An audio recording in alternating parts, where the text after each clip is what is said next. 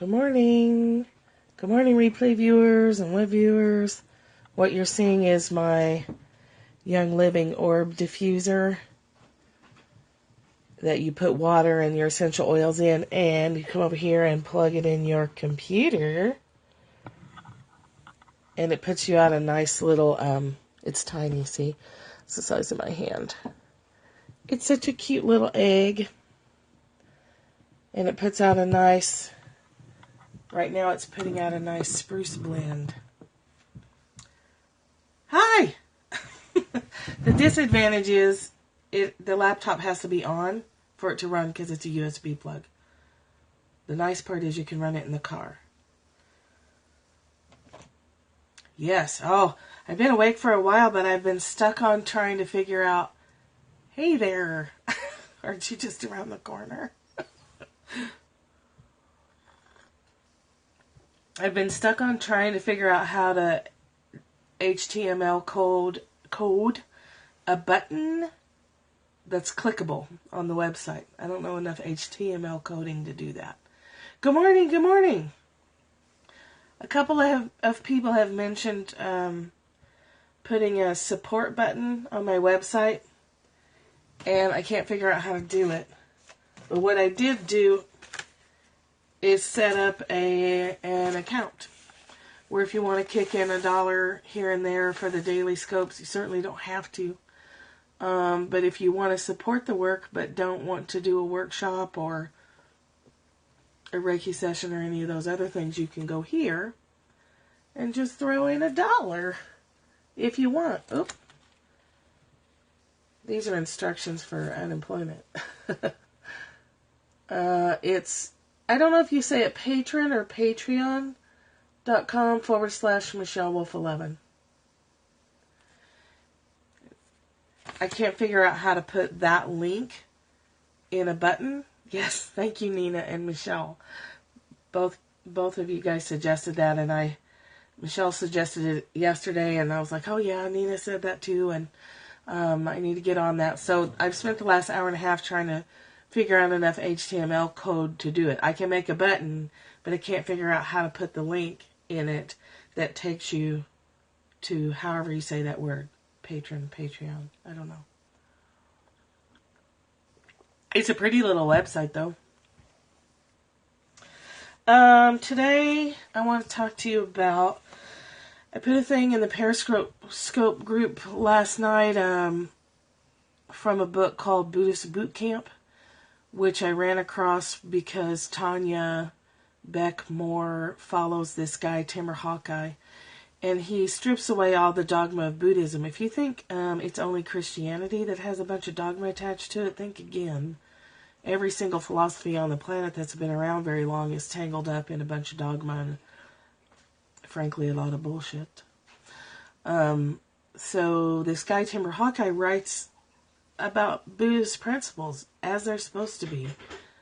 Philosophies for life, not a religion, not a dogma. There's no deity in Buddhism. It's a great way to live. And that's,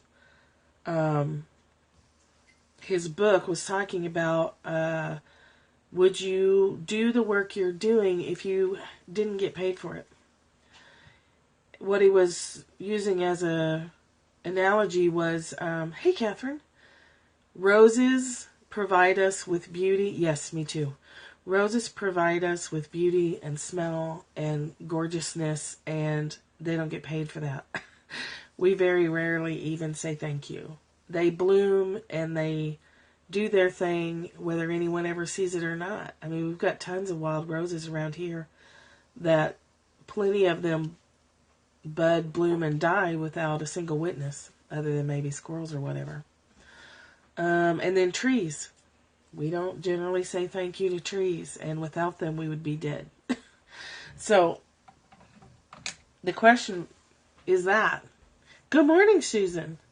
In choosing your vocation or career, what would you do if you weren't getting paid for it? We get tangled up in approval needs for our work. Like we want those pats on the head, and we want to hear, good job. And we want to hear that validation that what we're doing has meaning. But if it's a soul-driven vocation, you're going to do that stuff anyway, and chances are you're probably doing it now in some form or another, and you're not being paid for it. This isn't saying significance. Yes, this is not saying that you should not be paid for it. This is a question to ask yourself when determining if you're making a career change or you're looking for a business to go into or some way to support yourself with the tangible dollars that we have to get by in our world. We don't need tons of them, although that would be fun. Powerball, which we didn't win last night. Michelle, I made the thing. And Nina. Oh, I'll play it again. $1.3 billion. You betcha. Michelle, I can't figure out how to code a button to put it on the website. So if you know...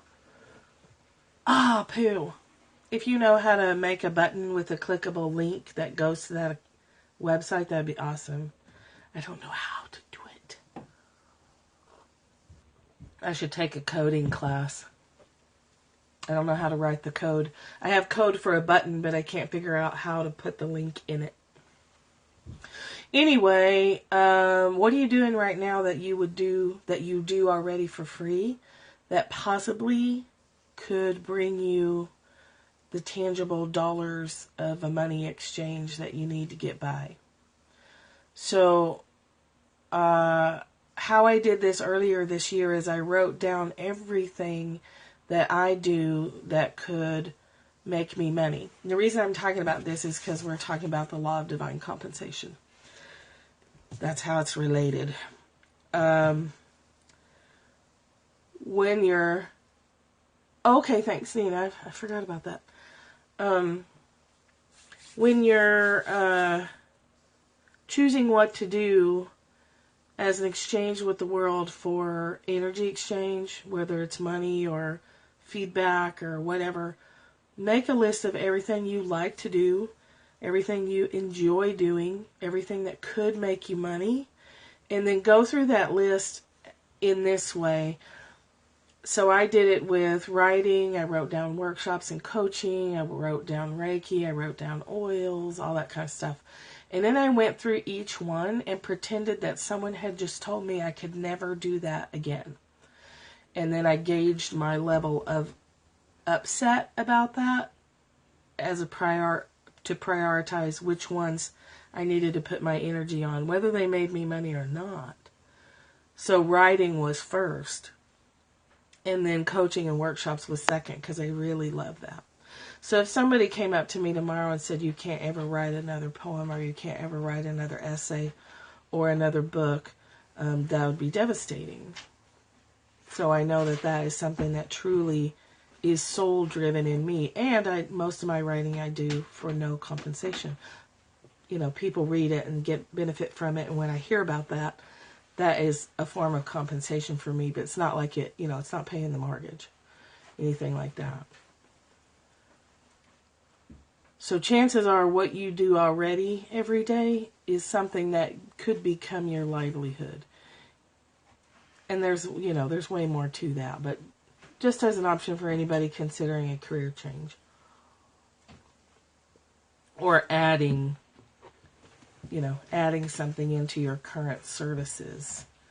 A lot of times what our soul-driven stuff is it's so easy that we don't think it has value. It comes to us just naturally as breathing, so it doesn't cross our mind to monetize it. Because we just do it. We just do it. We don't even think about it. It's super easy, and it's not a struggle. And we think if it makes money, it must have to be a struggle. And that's what we need to get away from.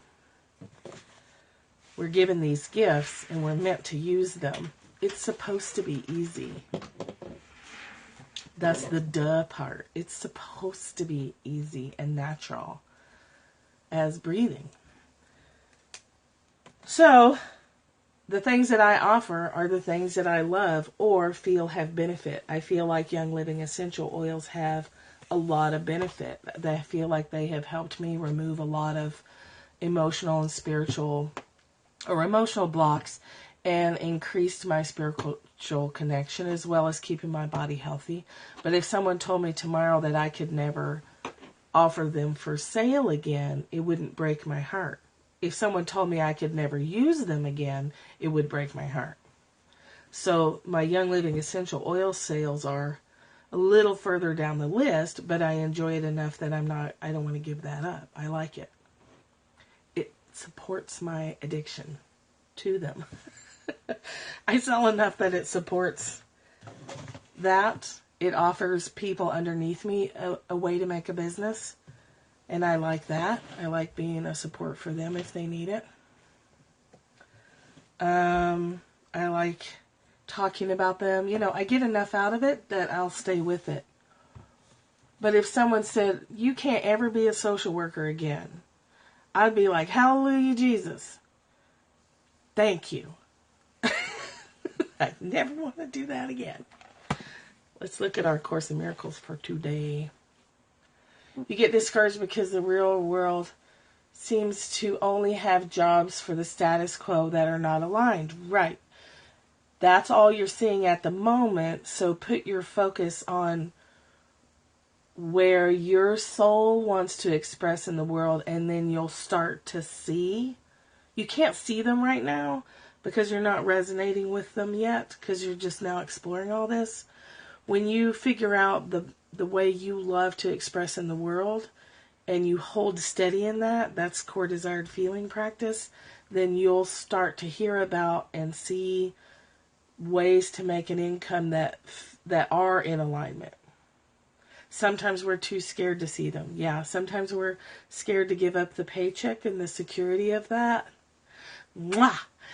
And so you have to do the inside work first before you hear about the job or run across the person who is going to offer you something in alignment. You have to be in alignment first. So the desire mapping process is figuring out, where is my alignment? What is the emotion that lets me know I'm connected to my soul? And that's your anchor. And you stay in that anchor, and all the swirly outside stuff will take care of itself. It will come to you. So it's shifting from, I have to go out and find a job that's in alignment, to I'm going to align myself, and the job that's in alignment is going to come to me through magnetic attraction, through law of attraction, if you want to call it that. That's become such a bastardized term. I just sometimes choke on using it, but it's true.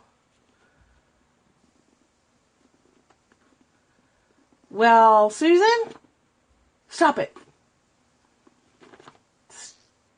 Stop it. Just try it. Give it 30 days. You got nothing to lose. You've got 30 days anyway. We hope and pray. Try it for 30 days. Right? Stop it. Just stop it.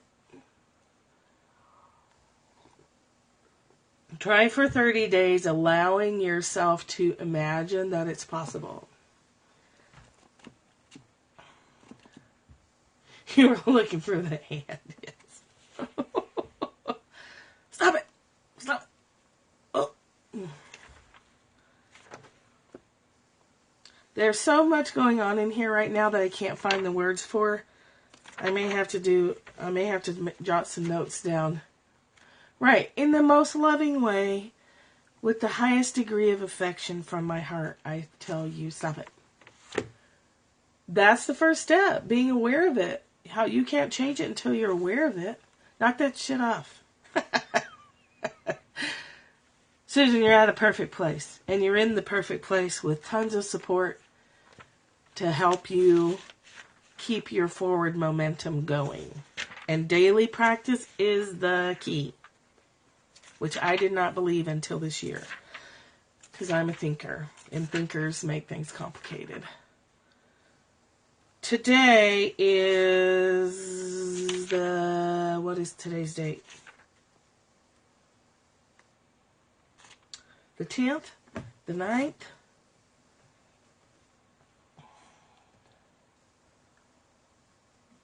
January 10th. The 10th. Okay. It snowed for about 10 seconds here. I thought my husband's heart was going to leap right through his chest. And then it stopped. So, lesson 10 is, my thoughts do not mean anything. My thoughts do not... Oh, great! Your divine caps were on. My thoughts do not mean anything. My thoughts about finding work don't mean anything. My thoughts about needing approval for that work don't mean anything. Oh, that's what I was going to say. I'm constantly having to check my narcissism. And it's not truly narcissism. I just love that word. But we like approval. So a lot of times we do things that gets us approval, so we do more of them. And we hinge our... we hinge our well-being on if we got the approval for the day or not. So if I hinged approval on scoping, I wouldn't still be scoping. Because in the beginning, you don't get shit. No one hears you. You're a voice talking in a sea of voices, and it takes a lot of time. Oh yeah, true narcissism is no joke. True narcissism is dangerous for the people involved. But our approval need, we can turn into approval whores, is what Martha Beck calls it. Oh yeah, you're welcome. Well, that's what I mean. Like that's my example to you of a soul-driven occupation. I needed it for me. I need it for me. And I saw Periscope as the best way to do it. And if anyone ever showed up, didn't really matter. Of course I want people to show up. The human part of me, of course, loves the hearts and seeing the counts go up. And that's entertainment. It's super fun. But I would still show up here every day. I wanted the connection. I wanted to hear and share with like-minded people. And I would still do this if no one had ever shown up. Yeah, it's very satisfying. Belonging and connection and you've got your little approval feedback there. Look at the pretty combination of hearts we have today too. Pinks and purples. But you know what I mean? Like, it's so important to me that I would do it anyway if no one ever showed up. You guys showing up is the bonus. It's the triple good dream. It's the icing on the cake, whatever you want to call it. Thank you. Yeah. That's important to me.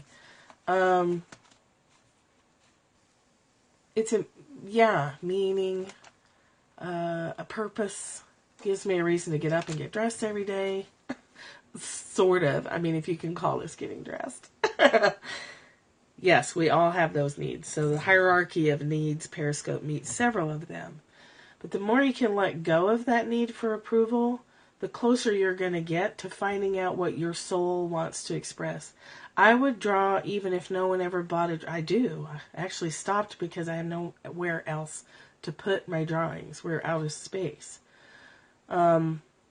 So I'm just drawing in notebooks now, or in sketchbooks, rather than doing whole pieces that then sit here. When the cabin's done, I'll go back to doing more of that. I write whether anyone reads it or not.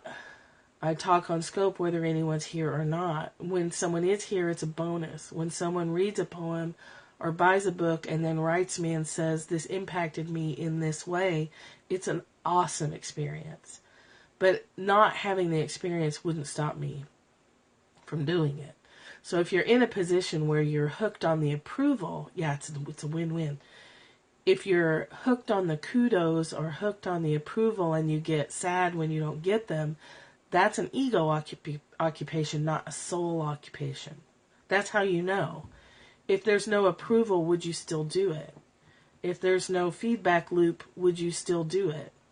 And if so, that's a pure thing that's coming from your soul that has monetizing potential. You just have to be careful how you do that. But that's your benchmark.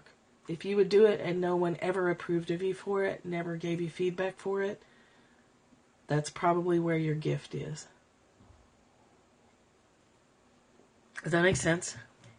Focus on that and let the world bring you the vehicle for it.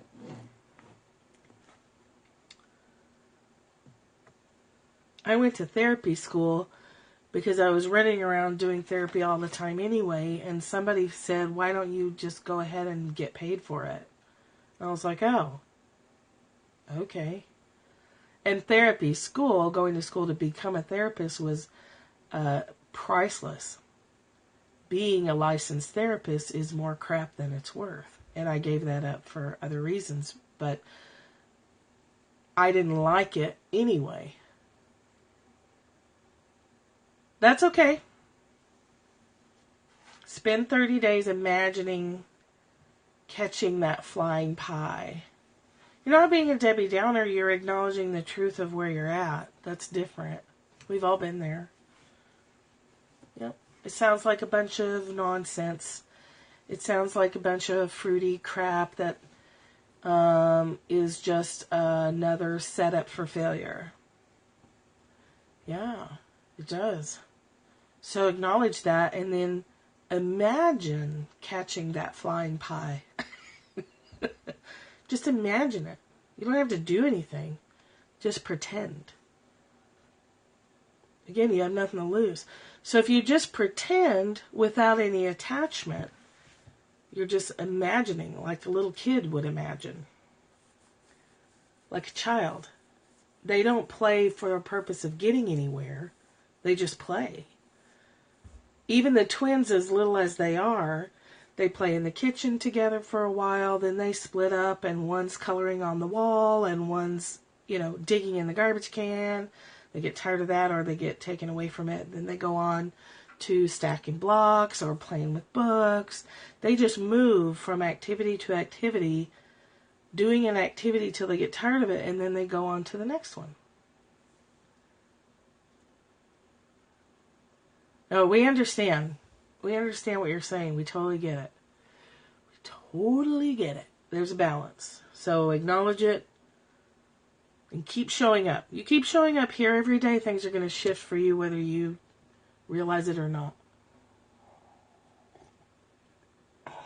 Who said you had to be? Who said we had to be responsible adults? And what does that mean? There's your story. What does it mean to be a responsible adult? What does it mean if I choose to opt out? What does it mean if I choose to work at Burger King? How can I be my true self?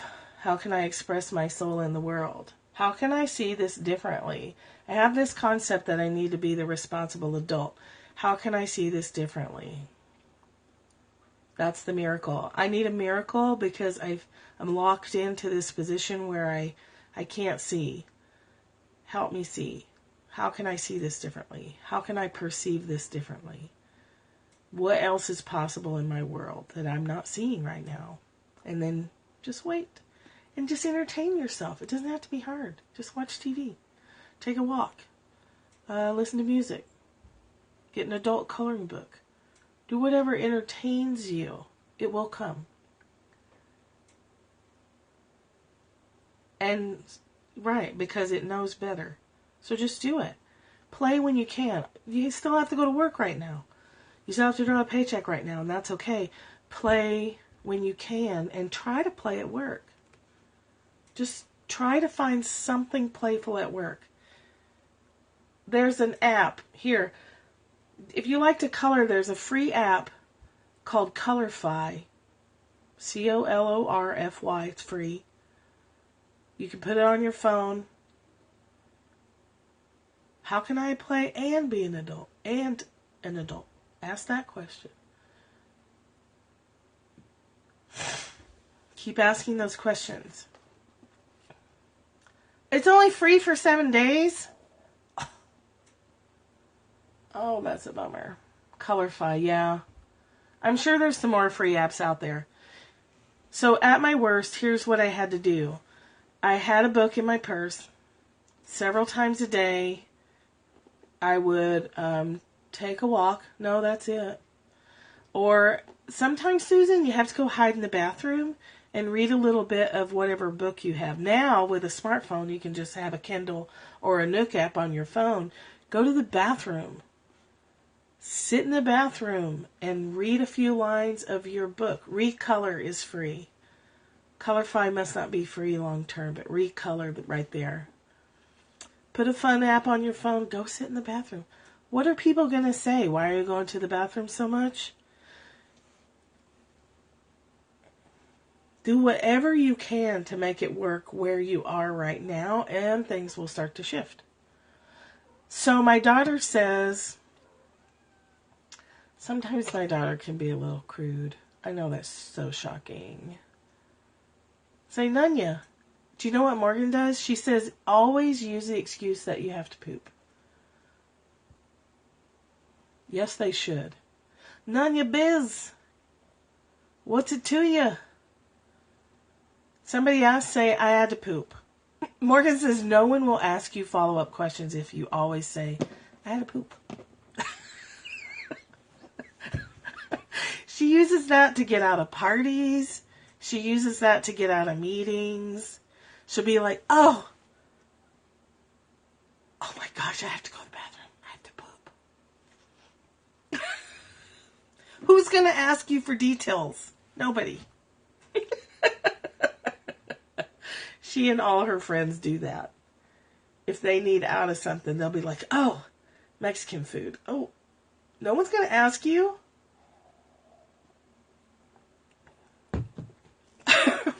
We haven't even gotten to our thing. My thoughts don't mean anything. I just go from poop to my thoughts don't mean anything. We've all been there. No details. No details. No one's going to ask you for details. If they do, make them sorry that they asked and they will never ask again. Your thoughts about being an adult don't mean anything. Your thoughts about needing approval don't mean anything. Your thoughts about needing a particular amount of money also do not mean anything. Your thoughts about love don't mean anything. This time the idea is introduced as my thoughts instead of these thoughts. And no link is made with the things around you. The emphasis is now on the lack of reality of what you think you think. This aspect of the correction process began with the idea that the thoughts of which you are aware of are meaningless outside of you. Hi, Sarah. I just missed the poop discussion. I'm sure you're sorry. Now we are emphasizing that the presence of these thoughts mean that you are not thinking. Crap-a-doodle.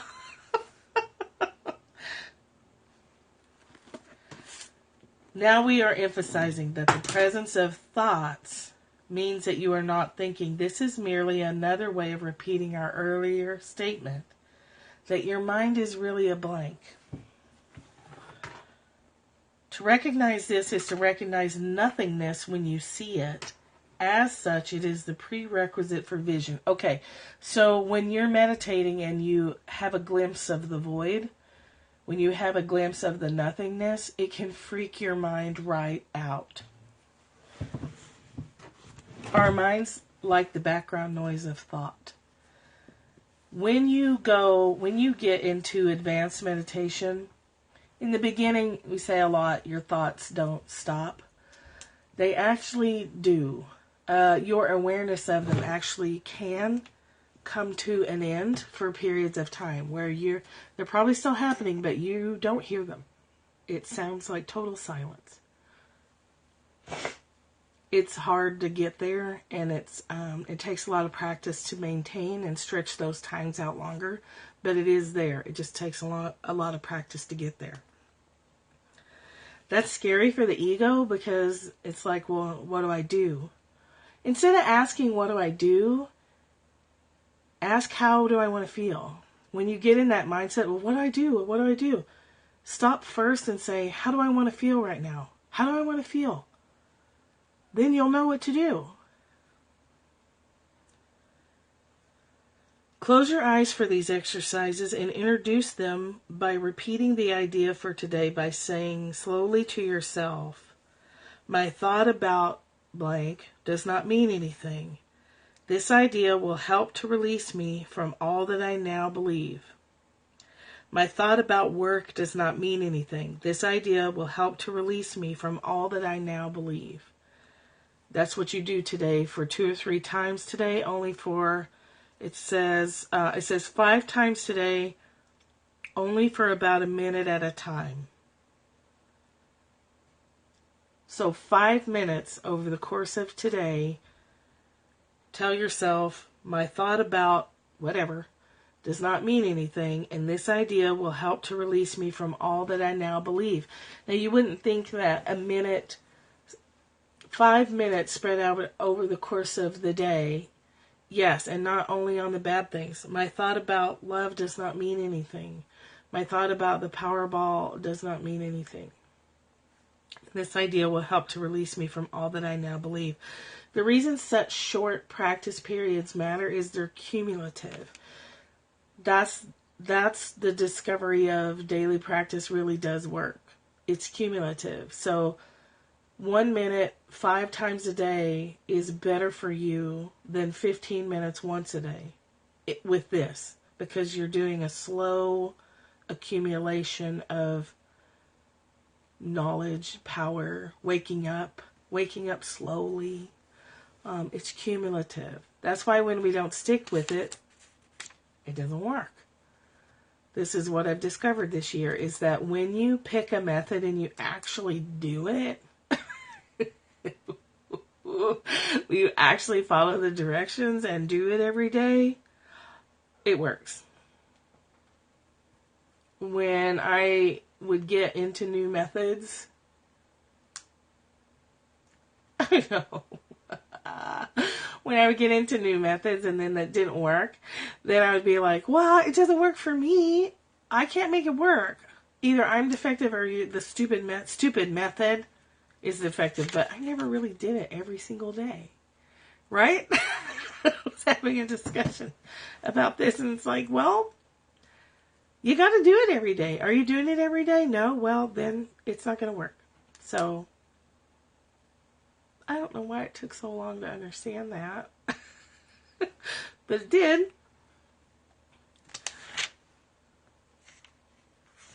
My thoughts do not mean anything.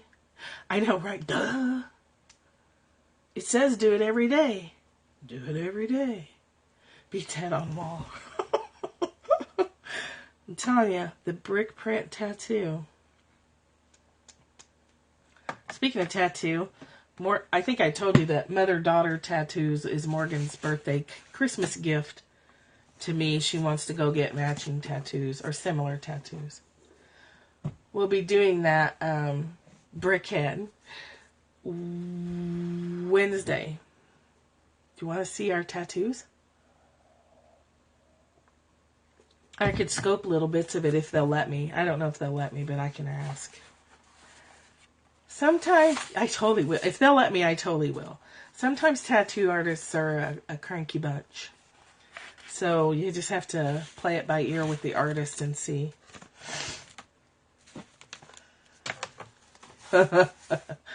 Spiritual surrender is what we're talking about here. And this is everything. This is everything.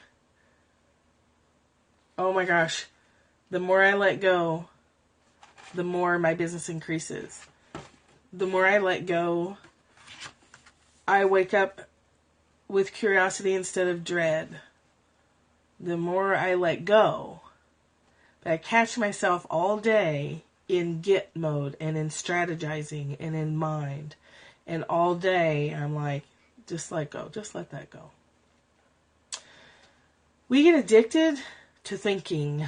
So when we're letting go and the peace starts to come, it can feel super uncomfortable. Yeah, because focusing on drama is exciting. It produces chemicals in your brain. Perfect. Perfect. You have to get used to silence. You have to get used to being calm. Normal feels abnormal in the beginning. The calm and the peace and the curiosity don't feel normal in the beginning. And our bodies get addicted to our own chemicals. The chemicals that we get a rush when we see a scandal or someone calls us with some drama. We get a boink, boink. Our brain produces some chemicals that we actually get addicted to. So in letting go of that, you have to let go of the rush, the addictive rush. They're just stories. That's it. I don't know. That's a good question. Would you like all the changes that the lottery would bring? Maybe not. Maybe the hassle, me too. Maybe the hassle wouldn't be worth what you get out of it. Maybe what you have right now is enough. I'm learning to love it. So a friend of mine texted me last night. Hi, Erica. Welcome to our discussion. We were talking about this, which we talk about every other day. Course in Miracles. I'd like enough that I could handle. I don't want to get so much that I run into my happiness threshold and sabotage it all. No, it's $1.3 billion, Sarah. Now. No way! Erica, that's awesome. We talk about this every other day. You need it for babysitting money. So the chapter we're on is spiritual surrender. And we're going through that slowly. It's chapter 8 because it's so important. So recognize when you're seeking drama. You could receive it. We could all receive it. Be aware if you're seeking drama. You had a talk with yourself and you can receive it. I'd like a piece of it.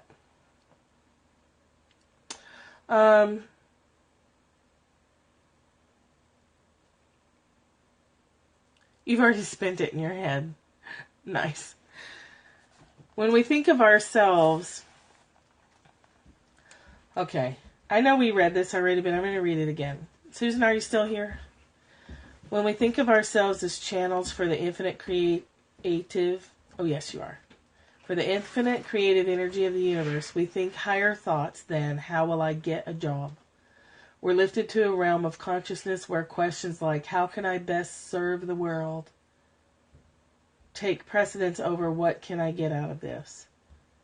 Within that realm, we naturally do get a job. We naturally do create money, and we naturally do produce an outer prosperity that reflects the prosperity in our hearts. This doesn't mean we don't do the footwork of updating our resume and keeping our ears open and letting people know we're looking. But our feet become guided by a wisdom we might not have even known we had. Do you know one of the best things you can do for yourself in doing this work? Yes, keep your focus there. If you're serving with the things that make your soul happy, you will make money. You will. You may have to remove some blocks to receiving money. There may be work to do, but you'll be in line for a sustainable income, and you'll become aware of where you're blocking the receiving of money that is your birthright. Dim damn blocks. You'd start a nonprofit with it? I've been tempted to do that too. The paperwork to start a nonprofit is overwhelming. Here's what I would do. I'd hire someone else to do it. What will it take to, and notice what you notice. Yep. Imagination. Use your imagination. I would... Right now, gay and lesbian teens in Atlanta don't have a place to live if they're homeless. And frequently they're kicked out of their house because they're gay and lesbian. And I would build them a shelter. And I would buy a Jaguar. First, hire a tax attorney. Yes. If anybody on here wins, get your tax attorney first. Before you claim your money, get your tax attorney.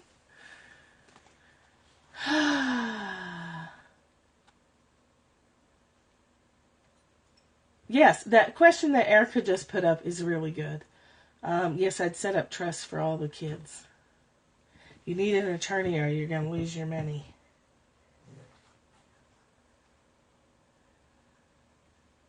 Start one anyway, right. You don't have to wait for the lottery.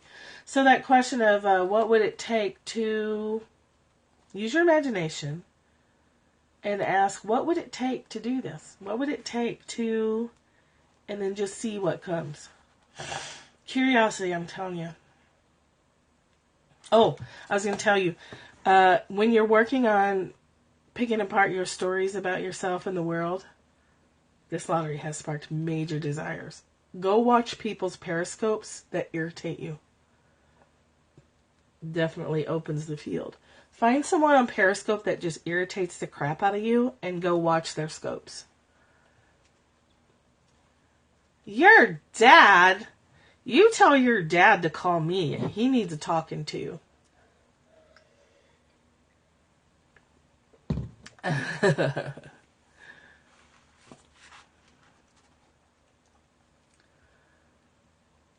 I want to come to your church.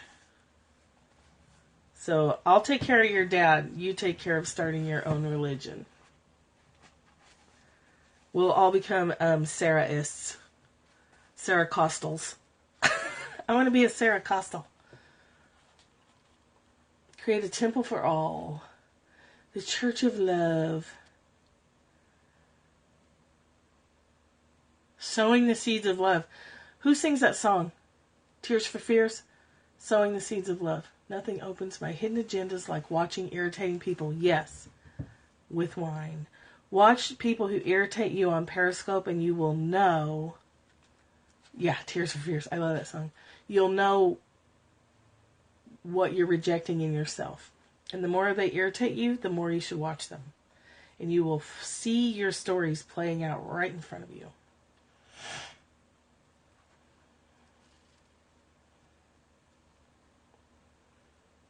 Temple's less loaded than church. The temple of love. Okay. The way to abundance is to surrender our abilities and talents. Here's the key. The way to abundance is to surrender our abilities and talents and ask that they be used by love to help heal the world. Oh, okay, I'm going to stop right there. I don't think we need to focus on healing the world. I would say, here's how I would put it. The way to abundance is to surrender our abilities and talents, asking that they be used to express authentically in the world. Because your authentic expression will be healing for those that encounter. If you set your goal to heal the world, you're outside your business. My business, your business, God's business. It's not my business to heal the world. It's my business to heal me. And by default, the people around me get an opportunity to heal. That's how I would put that. The way to abundance is to surrender our abilities and talents, asking that they be used by love or God or whatever to express myself fully and authentically in the world. Too many people feel they have talent but don't know where to put it. We're not raised in a society that generally asks, what are your gifts and how can they make the world a more beautiful place? We're usually asked something like, what will you do to make a living? And this knocks us out of our natural rhythm. There's no more natural proclivity than to serve love. So make your focus serving love, expressing love in the world. Don't make your goal healing the world or healing my family or healing or fixing. If you're healing and fixing, you're outside your business. You're in somebody else's business. How can I serve love in the world? How can I be a conduit for Source in the world? How can I express my soul in the world. And that's going to get you there, because, and then you follow your, follow your bliss, kind of cliche, but if it's making you happy to do it, yes, me too. How can I be a conduit for love? Nobody wants to be fixed. When somebody gets a whiff of your hidden agenda, yes, you can do it in a regular job. You can approach the job you're in. How can you do it no matter where you are? Ask. Ask that question every morning. How can I serve love wherever I am today? And wait for the answer. Even if it's a job that's not the best fit, keep asking. Yes, ask, listen, ask, listen. Is love available even here? How can I be loved even here? How can I express my soul even here? These are the things that I put into, a statement. Yes. Sorry, Susan, yes. Do it every day for 30 days and see what happens. Then take inspired action. When you feel the inspiration to apply somewhere, do it. When you feel an inspiration to talk to someone, follow it. Wait for the inspiration to act, and then act immediately if at all possible. Inspired action. Ask, listen. Remember the cat analogy we talked about? You wait like a cat, at ease, comfortable and content. And when the inspiration to act arises, you act. How may I be of service to love today? Please guide me back to loving myself. Remember, the heart is the compass that leads the way home, so that I may serve others. I would say by keeping the focus on serving yourself, you will naturally serve others. I don't know if you even have to say it. I think it's a tricky balance when we're thinking of serving other people. That's your morning prayer. It's beautiful. It's tricky. For me, I'm backstepping and asking, how can I express love? With my understanding that service naturally follows that, and opportunities to do without doing just happen. The more I express myself authentically, service just happens. I'm afraid if I keep my focus on serving others, I'm still looking outside.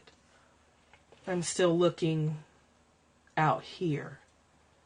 How can I serve you? Rather than how can I be me and by default serve you in whatever way is best for you. It will just naturally happen as a side effect, as it's the default. Right, don't limit it. Yes, it happens naturally.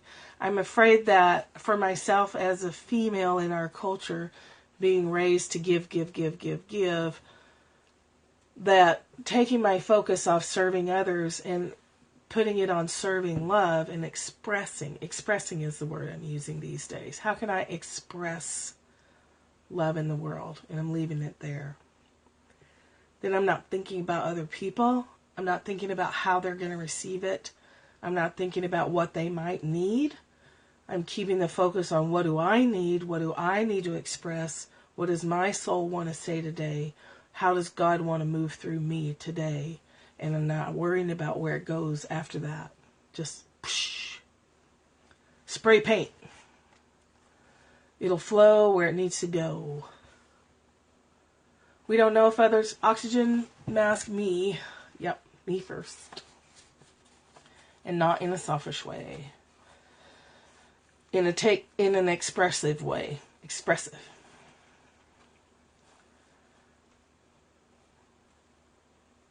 Yes, loving intention for yourself.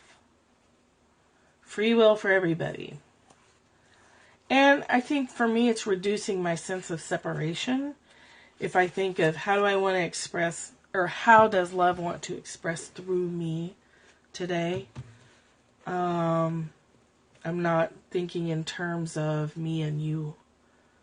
I'm thinking in terms of I'm a blood cell in the body of the universe. Where does it want to go today? And what's the best avenue for expression? And then whatever makes me happiest for the day is what I follow. The drive down to Atlanta has been excruciating.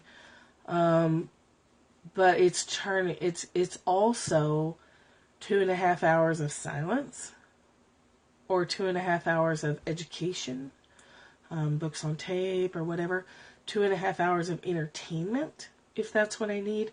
Whatever makes me happiest on the drive, because I'm going to do the drive because that's what I'm doing. That's my choice. Synchronicities, please. Yes. Yeah, saying I'll have that. More of that, please. Does that make sense? Ask your soul how it wants to express. And is love available even here? If you're in a shit situation, if you're in a shit storm. I do love driving. It's for my life right now. It feels like too much for my physical body. So I'm having to do, but I'm going to do it. So it's about 500 miles a week. Yes, love is always available. If we remember to ask, we'll see it. It will open to it if we remember, where's the love here? Where can help me see the love here? How can I see this differently? Is love available even here? Even in this, what looks like a shitstorm, is it available here? And then you'll feel it. You'll find it. Because it's always there. Just like the air in your lungs. It's always there.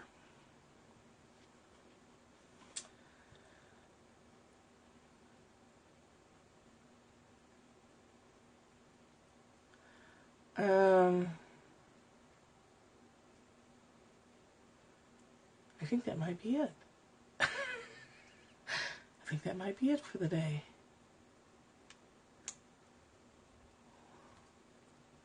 Beatles. Love is all there is. Love is all you need. Sowing the seeds of love. If you want to contribute to Periscope, you can do that. To my Periscope, it's here. One of these days I'm going to hook up the printer and have something nice. I'll figure out how to put a button on my website for that. You're welcome. Thanks for coming. Tomorrow is Byron Katie and Dao De Jing. Study 2 translations for tomorrow. Tomorrow is Monday. And, tomorrow's the last day to sign up for the Women's Desire Map Workshop, which is at feelings.eventbrite.com. Tomorrow at 6 p.m. I think is the cutoff. Maybe 11:30 p.m. The 11th, because I got to get stuff in the mail. Roseanne and Heidi, if you're watching the replay, your packages are ready to go. I just have to get them in the mail. And we have another woman joining us from Florida. Her name's Cheryl. So I got to get hers in the mail. And I feel like there's 2 more people, so maybe they're just joining us in spirit if they don't sign up in the next 24 hours. Because I felt like there was going to be 5 this time, and we have 3. Feelings.eventbrite.com, let me write that down. So I don't know where the other 2 ladies are. I feel like sometimes we have spiritual people there, maybe. In spirit. Feelings.eventbrite.com. Tuesday mornings, I love that. Tuesday mornings at 10 Eastern, Dance Our Way Home does meta loving kindness practice, meta prayers. Those are awesome.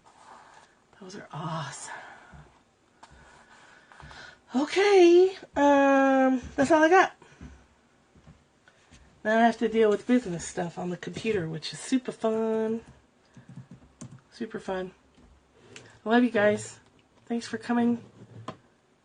Thanks for being here. I think I already follow you, Erica. That's all, folks. That's all I got. It's a cool way to do it. I'm glad you did too. I'm really glad you did. Making that commitment has helped me immensely. Just setting a schedule and sticking to it has helped me quite a bit. So I'm sure I follow you. But I'll check after we're done. So I'll see you tomorrow, probably around 9:30, maybe 9. I'm trying to back that up a little bit, back that time up. Love you too. Have a great day wherever you're at. If you're watching the replay and you're still here, thanks for being here. Thanks for your support.